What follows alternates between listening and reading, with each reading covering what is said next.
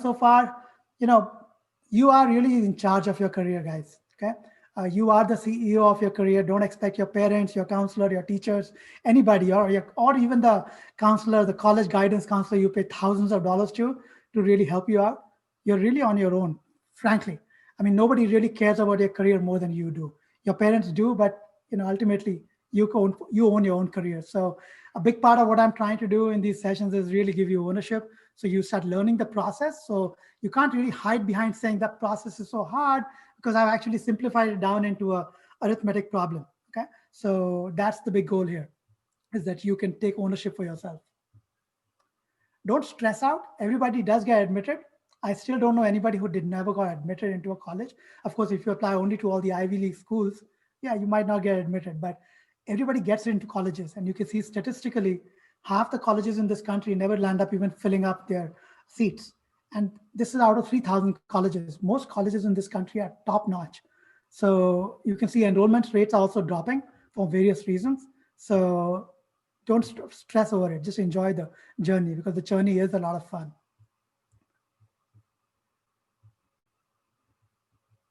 So this process is, it's an emotional roller coaster. You're going to go through a lot of frustrations, anger, a lot of things your parents are going to cause, your peers are going to cause, tabloids talking about Harvard being 4% acceptance rate, all that bullshit's going to come your way. A lot of marketing, a lot of stress from people who really haven't gone through the process. There will be the fear of the unknown because you don't know the process. Lots of moving parts, but that's what I'm trying to get out of here, okay?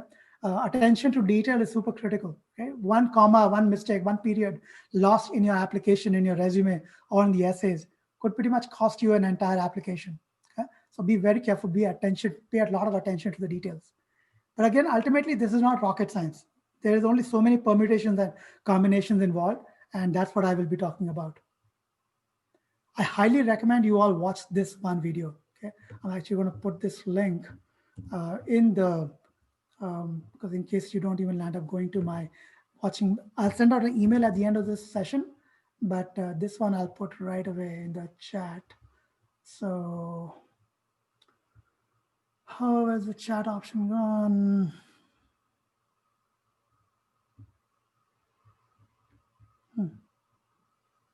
Strange, I don't see the chat.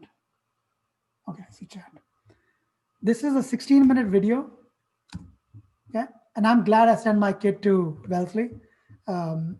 Seriously, if you're going to send your kid to, or if you're planning to go to a CS major, computer science, which most people I know of are planning to send their kids somewhere or the other, you should listen to Malcolm Gladwell, how he talks about why going to a top-notch school, particularly if you're going to do anything with relation with STEM-related courses, why Harvard and some of these schools are not a good option.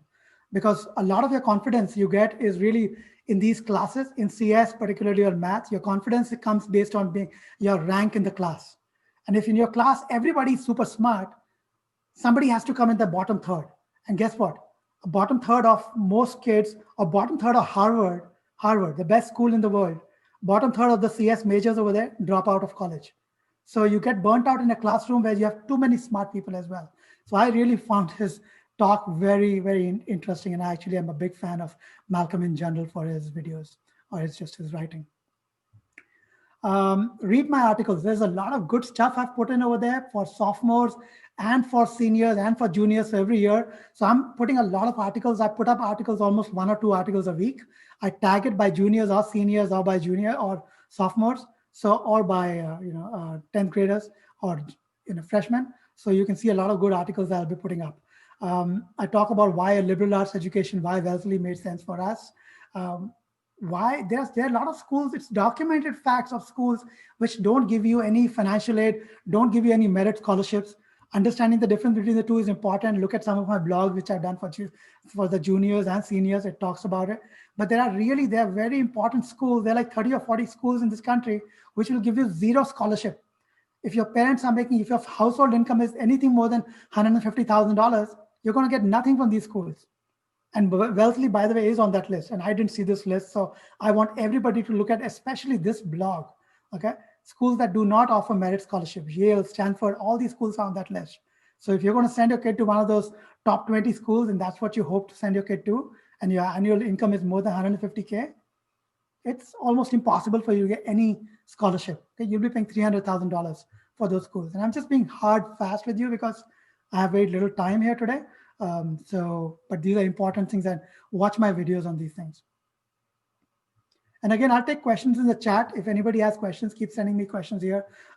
Beyond that, I'll be, of course, opening the session up at 4 o'clock. I'll be here till about 4:20, 4:30 Pacific time. So if you have any questions, I'm happy to answer them all the way to the end. Colleges look for these 5-6 things in your application.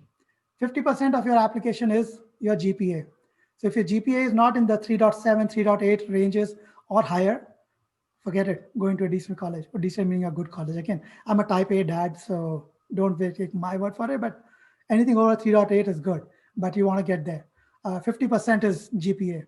Demonstrated interest is super important. The cool school you're going to go to, you better interview with them. You better go to their website multiple times, be on their email list, click on the links when they come to you, do all that stuff, because you've got to show demonstrated interest. Interest can be demonstrated by calling, talking to somebody in the admissions team. A simple question about, I want to talk to somebody in the science department. I want to know what kind of stuff they do there. Talking to a professor. Trust me, none of these guys bite you. And the sooner you start getting in the habit of talking to them, every email you send to them, make sure you send emails from one email account. Don't change your email accounts through the year, all 4 years. Every email you send is captured. I worked for a company which actually built software for colleges. I know what they put in there. College essay, super critical. What you put in your essay is everything that you don't see in your resume or your transcript. Essay is not a place to just have a laundry list of everything you've already done, which they can already see in your transcripts. Essay is a place where you put things which are outside, things they do not know about you, things they will learn outside. Okay? Extracurriculars, very important. Extracurriculars, not just to be the best badminton player. Extracurriculars can be things that you do with the Salvation Army, or what you've done during COVID times to help somebody. If you give a talk at the Rotary Club, talk about that. Extracurriculars can be just tutoring somebody. Okay? Recommendation letters, very important. One recommendation letter people forget is the recommendation letter they get from their counselor in the school counselor.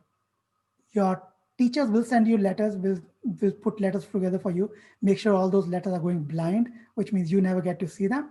But the rec letter from the school counselor, I was told when I took the class, was super critical. Having a very good relationship with your guidance counselor in the school is very important all 4 years. Test scores, of course. Test scores don't get you in, they keep you out. So as long as you have an ACT, SAT, which is reasonable, like an ACT, which is over 32, 33, and SAT, which is over 1400, you're good to go. I'm talking about, of course, the top schools in the country.